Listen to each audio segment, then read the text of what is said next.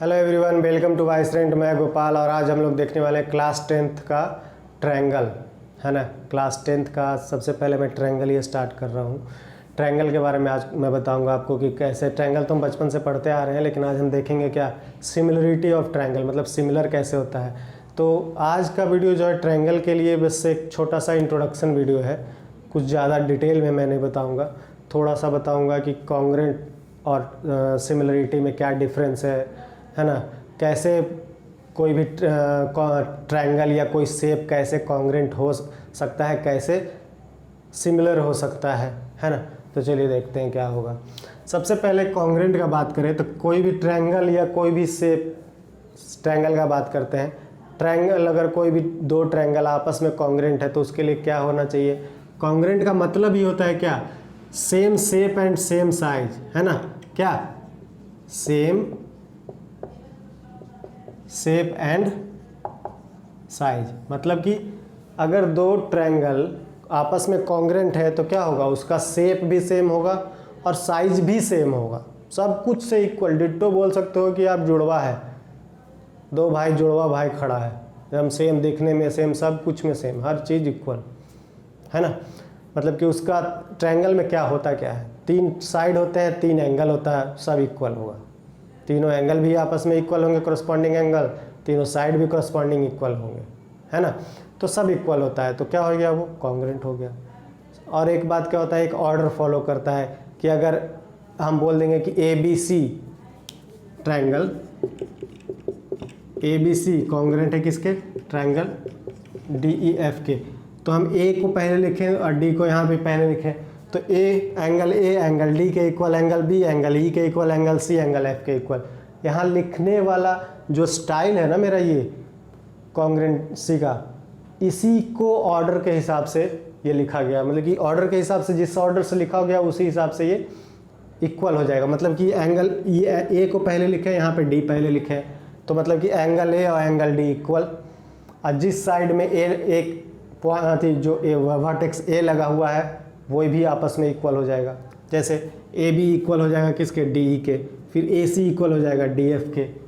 उसी तरीके से एंगल B एंगल E के equal, angle C angle F के इक्वल, ऑर्डर के साथ काम कर रहा है ना। तो ये क्या हो गया मेरा कॉन्ग्रेंसी, ठीक है। लेकिन अगर हम कॉन्ग्रेंसी में क्या था, रूल्स पढ़े थे हमने, क्या SAS AAS ASA, ठीक है, RHS SSS, सारा पढ़ा है ना हमने, 9th में पढ़ा हुआ है।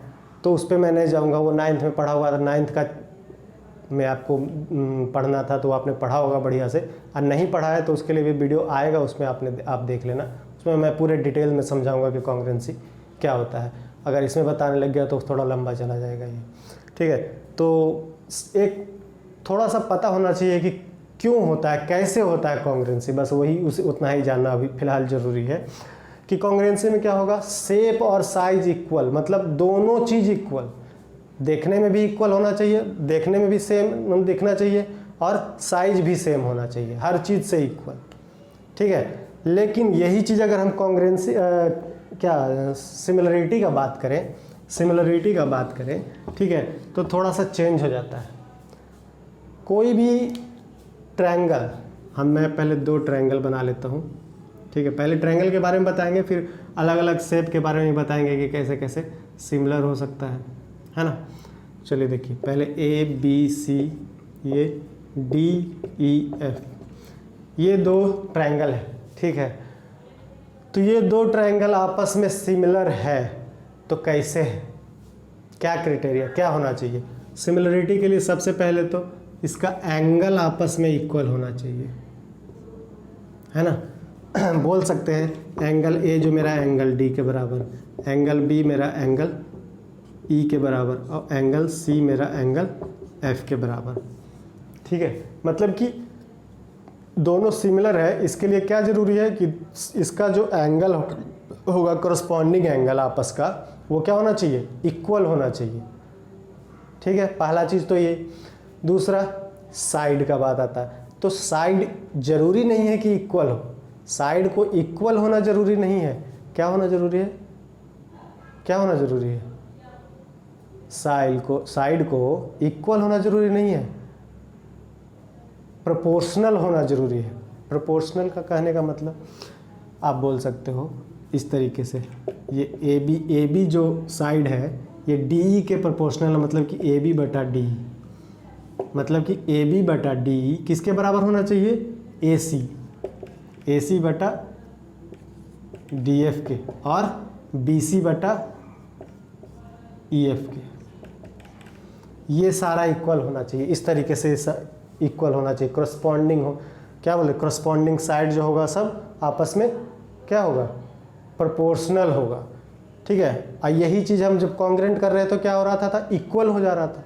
मतलब कॉन्ग्रेंट कर रहे हैं तो इक्वल है, लेकिन सिमिलर कर रहे हैं तो क्या प्रोपोर्शनल है, बस यही अंतर है ना। ज़रूरी नहीं है कि कोई भी एक छोटा सा ट्रायंगल ले लिए, एक बड़ा ट्रायंगल ले लिए, तो वो क्या होगा, दोनों आपस में सिमिलर हो सकते हैं लेकिन कॉन्ग्रेंट नहीं होंगे। तो इससे हमको क्या समझ में आया, इससे हमको ये समझ में आया कि कोई भी दो ट्रायंगल, ठीक है, या फिर कोई भी शेप, सिर्फ ट्रायंगल नहीं, कोई भी शेप ले लीजिए आप, अगर वो आपस में कॉन्ग्रेंट है तो वो सिमिलर ज़रूर होगा।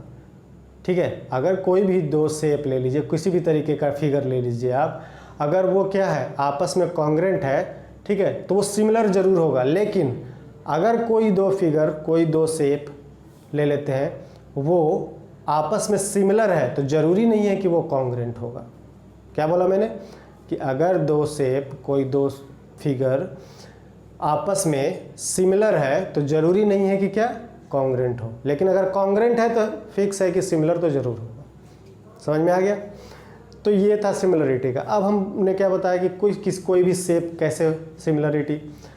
देखिए, आप सर्किल ले लीजिए, मैं इसे मिटा देता हूँ। ट्रायंगल में समझ में आ गया ना क्या करना है, इस पर अभी हम डिटेल में और भी करेंगे जब सिमिलरिटी का रूल पढ़ेंगे। तो अभी सिर्फ एक इंट्रोडक्शन, नॉर्मली क्या डिफरेंस है वो मैंने बताया कॉन्ग्रेंसी और सिमिलरिटी में। ठीक है, अब हम बात करेंगे थोड़ा सा शेप पे चलते हैं कि कोई शेप मेरा जो होगा किस तरीके से सिमिलर हो सकता है। ठीक है, कौन कौन सा सिमिलर ही होता है, कुछ तो ऐसे हैं जो सिमिलर ही होते हैं। जैसे आप सर्किल जानते हैं ना, सर्किल, ठीक है, एक ये सर्किल है, एक ये सर्किल है। ठीक है, तो ये दोनों आपस में क्या है, सिमिलर है। हमेशा कोई भी दो सर्किल ले लीजिए आप, उसका रेडियस कुछ भी हो, क्या होगा, ये सिमिलर ही होगा। कोई भी सर्किल, दो सर्किल उठा लीजिए, वो आपस में सिमिलर होंगे। ठीक है, कोई भी क्या सर्किल हो गया, दो सर्किल ले लीजिए, सिमिलर होगा। कोई भी स्क्वायर उठा लीजिए, छोटा बड़ा दो स्क्वायर उठा लेते हैं। ठीक है, ये स्क्वायर से ज़्यादातर तो ये ऐसे बन गया, छोटा सा मैं बना रहा हूँ। ठीक है, अब ठीक है, एक छोटा स्क्वायर, बड़ा स्क्वायर जो भी ले लीजिए आप।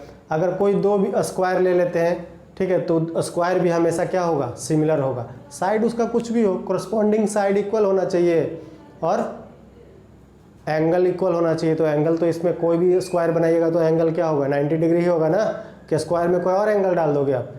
स्क्वायर तो हमेशा ज़रूरी है कि चारों एंगल उसका क्या हो, 90 डिग्री हो। तो अगर एंगल इक्वल हो गया तो जाहिर सी बात है क्या होगा, सिमिलर तो होगा ही। और साइड तो हमको कोरस्पॉन्डिंग चाहिए, तो साइड बड़ा छोटा से क्या फ़र्क पड़ता है, कोरस्पॉन्डिंग होना चाहिए बस, है ना।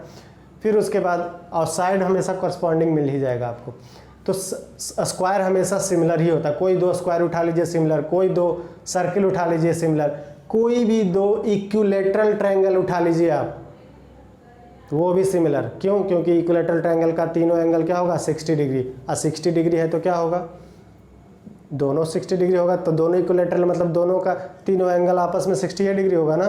तो 60 डिग्री मतलब दोनों सिमिलर है। साइज से हमको मतलब नहीं है, साइज सिर्फ कोरस्पॉन्डिंग होना चाहिए, कोरस्पॉन्डिंग साइड का प्रोपोर्शनल होना चाहिए, यही ना मतलब है।